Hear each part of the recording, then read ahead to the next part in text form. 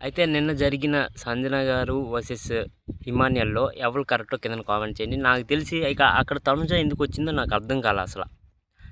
సంజన గారు, ఇమాన్యుయల్ మధ్యలో తనుజ ఎందుకొచ్చిందో నాకు అర్థం కాలే. ఇప్పుడు బిగ్ బాస్ చెప్పాడు ఏంటంటే, ఇది మీలో ఒకళ్ళని ఈ టాస్క్ ఆడకుండా మీకు మీరే డిసిషన్ తీసుకోండి. ఒకళ్ళు డ్రాప్ అయిపోవాలి అని చెప్పాడనమాట బిగ్ బాస్. అయితే వీళ్ళందరూ డిసిషన్ తీసుకున్నారు. అయితే అక్కడ టాప్‌లో ఉన్నది ఇమాన్యుయల్. అందరూ ఇమాన్యుయల్నే తీయాలనుకుంటారు. కానీ ఇమాన్యుయల్ స్ట్రాటజీ వేరే. అది కన్నింగ్ స్ట్రాటజీ. మనకు కనబడదు ఆ స్ట్రాటజీ. కాకపోతే టాస్కులు బాగా ఆడతాడని ఆ స్ట్రాటజీని మనం తొక్కేస్తాం. టాస్కులు మనం చూస్తాం అనమాట. అయితే అక్కడ ప్రతిసారి సంజన గారిని ఎందుకు తీసేయాలని చూస్తారో నాకు అర్థం కాదు. నాకు తెలిసి బిగ్ బాస్ హౌస్లో సోలో ప్లేయర్ అంటే సంజన గారు. బిగ్ బాస్ 9 హౌస్లో నేను చెప్పాలంటే సోలో ప్లేయర్ అంటే సంజన గారు. ఇమాన్యుయల్ సపోర్ట్ చేశాడు అంటున్నాడు ఇమాన్యుయల్.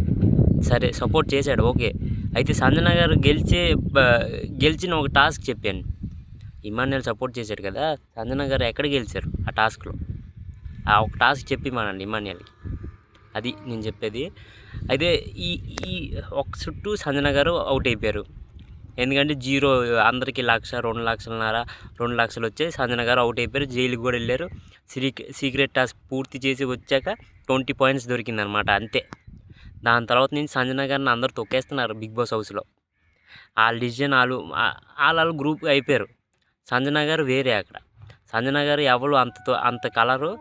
ఇంకా సంజన గారు వేసే స్ట్రాటజీల వల్ల వాళ్ళకి నచ్చదేమో కలవడానికి. అందుకే సంజన గారిని దూరం పెట్టారనమాట. ఇమాన్యుయల్ కూడా అప్పుడప్పుడు దూరం పెడుతూనే వచ్చాడు. అంటే టాస్క్ వచ్చేసరికి సంజన గారు ఎవరో మర్చిపోతాడు అనమాట ఇమాన్యుయల్. టాస్క్ అయిపోయాక మమ్మీ అని తిరుగుతాడు అనమాట ఇమాన్యుయల్. అది కొద్ది కన్నింగ్ లాగే అనిపిస్తుంది నాకు. ఇమాన్యుయల్ స్ట్రాటజీలు కొద్దిగా గేమ్ ప్రకారం కూడా కన్నింగ్గానే ఆడతాడు. నేనే గెలవాలి అని అనుకుంటాడు ఇమాన్యుయల్. అది. అయితే నేనేం మాట్లాడానంటే, ఈరోజు కూడా సంజన గారు డ్రాప్ అయిపోయారు అనమాట టాస్క్ నుంచి. అంటే ఏమనుకుంటున్నారంటే సంజన గారిని లెక్కలోకి తీసుకోవట్లే 6. అక్కడ సుమనన్న కూడా ఉన్నాడు. సుమనన్న నేను ఎందుకు తీయట్లేదంటే, సుమనన్న వాళ్ళు క్లోజ్ కాబట్టి, బర్నీ గారు క్లోజ్ కాబట్టి.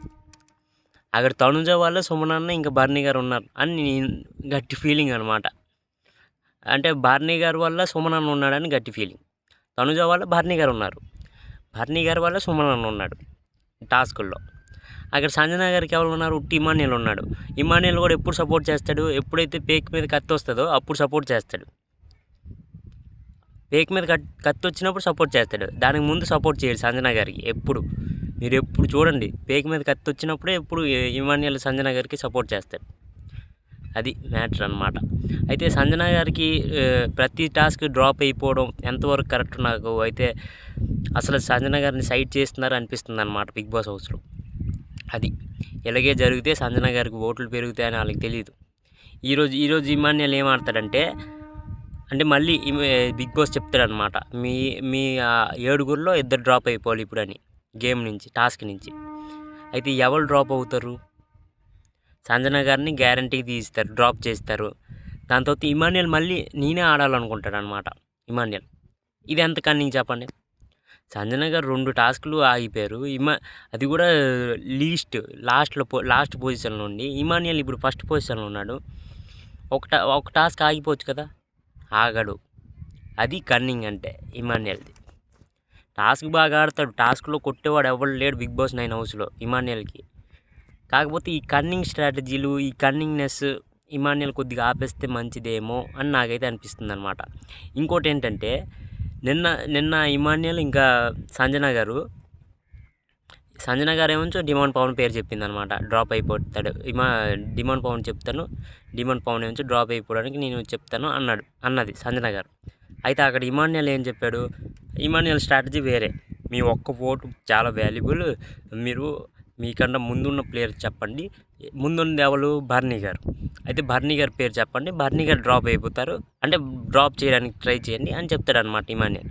అప్పుడు ఇక్కడ 3 ఓట్స్, అక్కడ 3 ఓట్స్ వస్తాయి అన్నమాట.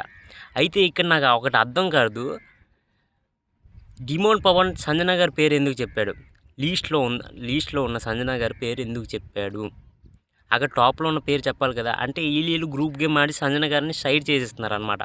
అక్కడ తనుజ వచ్చి సంజన గారు ఇమాన్యుయల్ పేరు చెప్పగానే తనుజ వచ్చి నేను కూడా మార్చి వచ్చా బిగ్ బాస్, నేను సంజన గారి పేరు చెప్తా అని చెప్పిందనమాట తనుజ.